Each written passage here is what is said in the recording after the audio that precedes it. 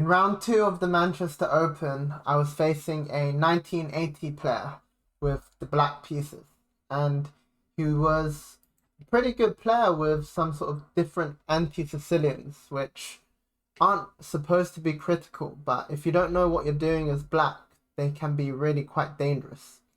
And he opened with the Grand Prix attack against me, and this used to give me nightmares as a kid because you can get positions where white has a very free flowing attack with this pawn on f4 and e4. Now he played a4 here, which is not a usual move, but it does have some sense, which is to kind of just take control of this b5 square, take a bit of space. I continued developing with d6, opening up my bishop, and he played bishop b5 very quickly. Now, natural developing move, unpinning my knight, bishop d7, castles, and here I decided I will take the two bishops, force him to make a decision with this bishop, and he happily gave me the two bishops. So now I do have the two bishops, but then after d3 I started feeling a little bit uncomfortable because, again, in these anti-Sicilian positions, white has a very easy plan. He wants to play queen e1, queen h4, f5, bring the bishop in to trade this bishop after my knight's moved, and checkmate me. And it's really easy to end up in a bad position, which is why I did start thinking here, how do I kind of deal with this attack? And the move I kind of wanted to play was e6, but I was worried about d4, potentially, although in hindsight, I just play knight f6, and there's nothing to worry about here. Even though I'm not yet castled, I'm only one move away from castling, and all my pieces are in good squares. So I think one thing that put me off a bit was him getting the bishop back. But it's a price I'm willing to pay to take towards the center and get this open b file, and now he has no real attack with that kind of knight off the board. The other kind of worry in the back of my mind is, can he play f5? f5 is the sort of typical attacking move that you have to deal with, and I never ever want to take twice in this position and just ruin my pawn structure. He's gonna win a pawn back, and my king's terrible. But usually the smart way to play here is you can take once and then develop. And now I threaten to take with the knight here. And you have to be careful that there's no sort of f6 trick or immediate move. And I think I was a little bit worried about something like this, but here, so here that this pins my knight, so I can't take with the knight, and he threatens f6. But that's all solved by me playing f6 myself, kicking the bishop back, and then I can win the pawn with a happy position. Sure, he can give me a check, but I just play king f7, and I can castle artificially a pawn up. So potentially here e6 would have been a nice move. And actually, the computer solution is I like even more, which is to play b5, which I don't think I considered at the time, really. It just feels like I'm lagging behind on development and I need to get developed. But the point is that I don't need to rush developing this knight. I keep my options open. In fact, in some lines, this knight can even go to h6. And b5 is just such a nice move to have in. It gives me the option of playing b4 and kicking this knight as well. And then I can decide if I want to develop knight f6 or knight h6. Okay, so back to the game. I played knight f6, queen e1. And again, I was feeling a bit uncomfortable. And I knew that castling here runs into this sort of free-flowing attack. And here I have to be extremely accurate. Like already, if I play a move like rook c8, f5, he's already got a big attack and a very big advantage with this bishop coming into g5, knight g5 or h6. The knight's coming forward as well. So here I decided to delay castling with queen c7, which I think is the right call. And now after queen h4, continuing to attack. Instead of castling, I can play a move like H6, just keeping the tension. And now I might actually end up castling queenside. Because now after f5, I can just take this and say, thank you very much for opening up my g file. I'm now going to castle queenside and play with the rook on g8. So queen c7 here was a smart move, not to walk into the attack. And he surprised me a bit here by playing pawn to e5. This opens up my bishop. But what it does do is he took with the knight, and he establishes a very strong knight. Queen takes e5. I was going to be very happy. I can either go into an endgame, which I'll have no problems, or I can even consider sacrificing this pawn. In the game, I was planning, okay, I can just go into this endgame and try and outplay him from this endgame. Probably immediately I can play knight d5, and my pieces are very, very active here. I'm definitely not worse. So e5, d takes, and he takes with the knight. And now I play the natural move castles. I played this relatively quickly, but actually I say quickly, I spent 7 minutes on this move. Knight d7 was an interesting option here, just to get rid of this knight quickly. But then my king's kind of stuck in the center, and I wasn't sure how to assess this position after f5. The engine thinks it's fine. I can play a move like bishop e5 to block the queen. But then it gets a bit random. You get this sort of position, which again I need to queenside castles. So I'd stuck with my intuition, and I castled him. Now nothing wrong with castling, and here he played a great positional move actually, a5. Because if you give me one move, for example, if you develop the bishop, or say you play f5, my next move is b5. And I establish really nice space here with my pawns, and they're controlling a bunch of squares. But after the move a5, now all of a sudden this c5 pawn becomes a weakness. So I was really impressed by his sort of positional play. He suddenly switched to positional play after kind of bluffing that he was going to checkmate. And now I need to deal with this pawn. So first I started with e6, which is a positional move for two reasons. My pawn is defended, and now I never need to worry about f5 because I can just take. So logical and good move with e6. And he plays bishop e3, attacking the pawn, and now I reroute the knight to defend, and I'm also sort of challenging his knight. He can't win the pawn here by taking the defender because I take with the bishop and the queen defends. And now he retreated with knight c4, which I knew objectively shouldn't be best, but it wasn't kind of easy coming up with how to deal with this, because the knight is still quite good on c4. It's kind of putting me into a bit of a bind. And I found the right way to deal with it here by activating my bishop further, putting the bishop on d5, eyeing the knight. I'm very happy if he takes me because pawn takes, and my pawns are very good. He probably has some immediate problems with this pawn as well.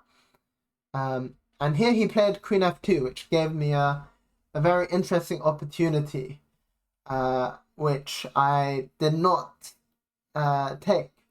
And I was on 57 minutes here, which is a good amount of time, but I didn't want to waste time. So I played the very natural move, rook c8, kind of over defending the pawn. But here I did have this opportunity, which I did not consider properly, which is that I can give him triple pawns, which triple isolated pawns as well, which look terrible. And the reason I didn't spend too much time on this is because I have to give up my dark square bishop, and I have to be a little bit careful in these positions that I don't end up kind of having big problems in the dark squares. And what I'd missed actually is the follow-up, because I think the follow-up is quite key. Like I can play some natural moves and the position's kind of balanced dynamically. But the really smart way to play this is with this position move f5, which I had not looked at all. And the point is to block in this bishop. And with this bishop blocked in by his own pawn, I'm never really worried about anything nasty happening in the dark squares. Next move is putting the rook on f7, developing the other rook, and then I can play this positionally. Knight comes into e4, and it's just a very nice, pleasant advantage for me if I can see the move f5. So here I think I rushed this move a bit with rook c8. Like I'm trying to manage my time correctly, but the time management needs to be better because there's a big decision here, and it's worth me investing some time. Okay, rook c8, but the position's still fine for me, even though I missed that opportunity. And rook a3 was a nice move here. He doesn't give me the opportunity to triple the pawns anymore. But okay, now I still take the knight because the knight's very big.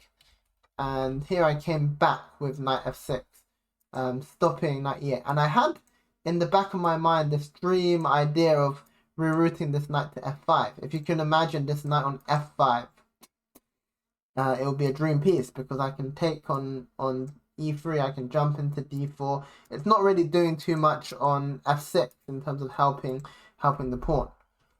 Okay, h3 to stop knight g4. I develop the rook, top move by the engine.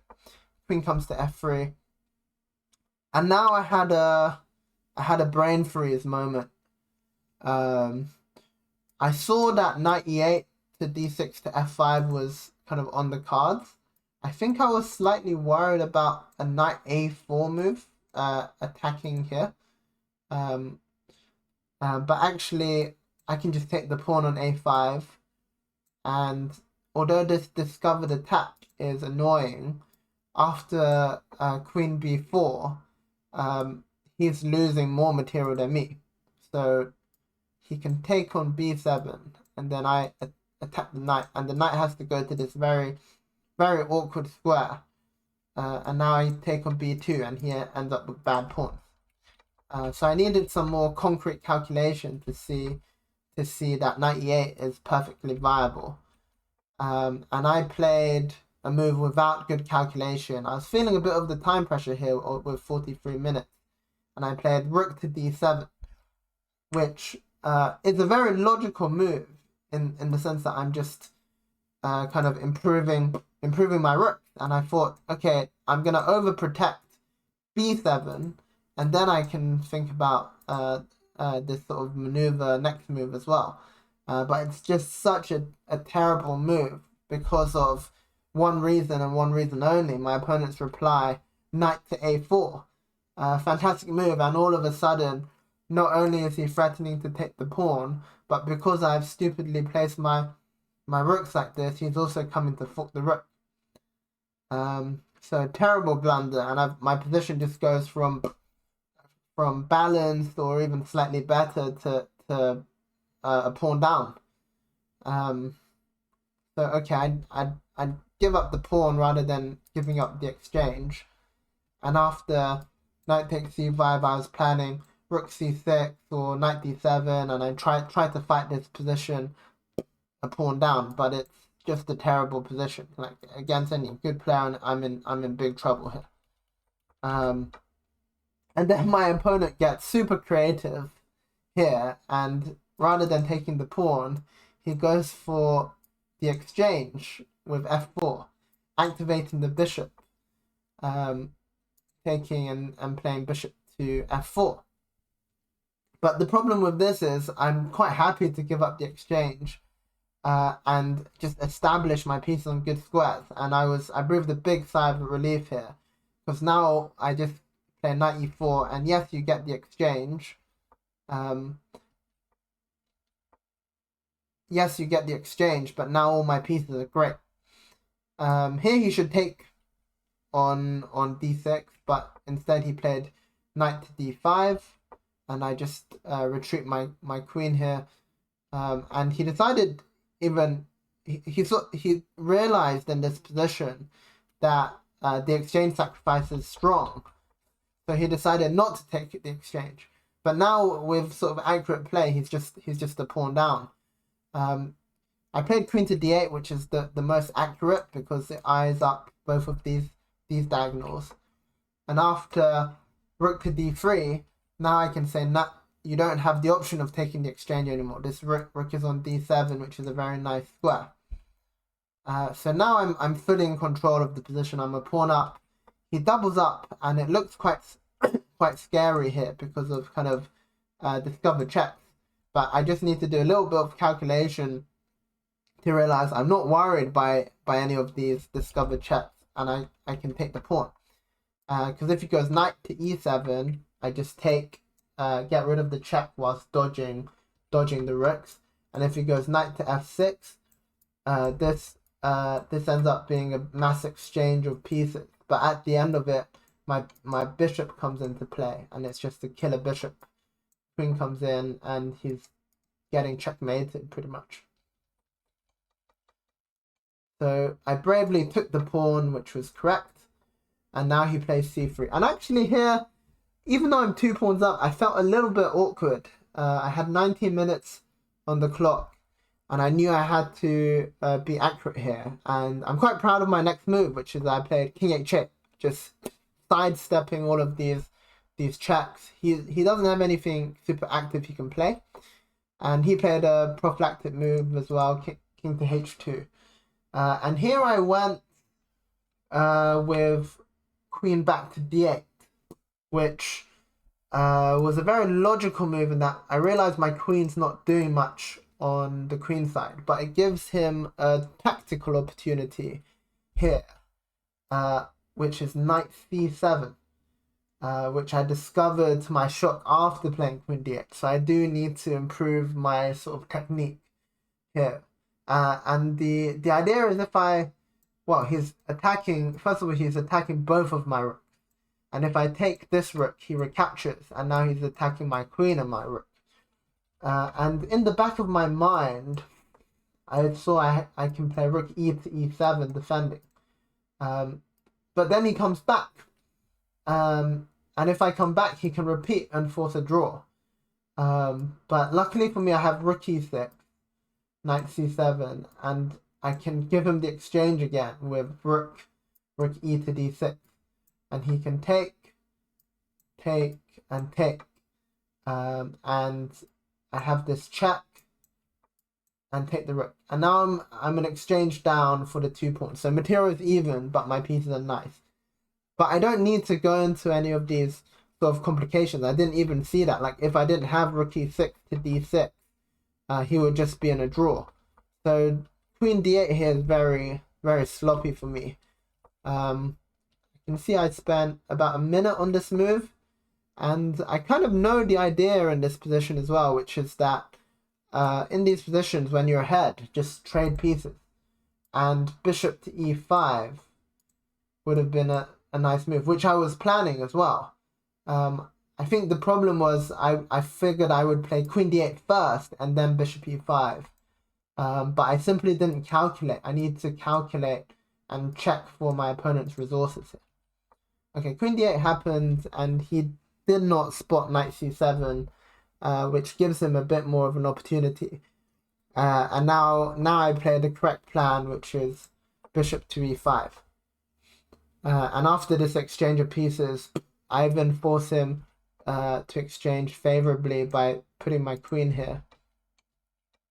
Okay, he plays some tactics, but after this exchange, I'm just super comfortable. Knight's also a bit out of play here on b6, so I played a very calm move, knight f6, to say if you want to bring back your knight, then we exchange even more, and I get closer to a winning endgame. He hid the king on h1, and now another nice prophylactic move. I'm down to 6 minutes, so I don't want to create any mess. Just put the king on g7, so there's no back rank checks. This is just a much nicer square for the king as well. He's not doing anything. And as soon as he played this move, I knew he was in trouble. His knight's heading to the edge of the board, my knight's heading to the middle. Okay, he deals with my family fork threat, but now all I need to do is bring in my pieces for the kill. He's threatening b7, but his pieces are so far away that, like, even after he takes, like, I know that there's going to be a problem here, and here I just need to do a little bit of calculation to find the win.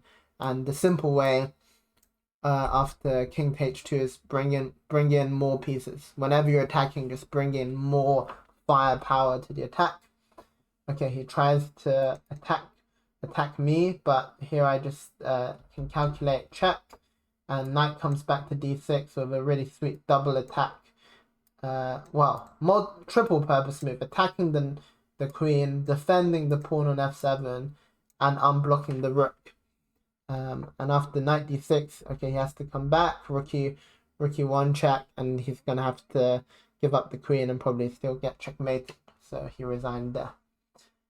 So interesting game. I think the opening was rather sloppy for me. I had opportunities to play b5 here or e6 here. I played queen c7, which is okay. And then in this position with the weak c5 pawn, I missed an opportunity to triple his pawns. I need to manage time a bit better. But the real big mistake was rook d7, not calculating at all, and completely missing knight a4. But after that, I think the game was pretty smooth sailing.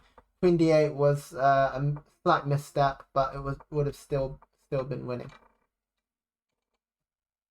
All right, and in round 3, I was facing a 2000 rated opponent, so the opposition got even stronger now that I'm on 2 out of 2. I'll see you in the next one.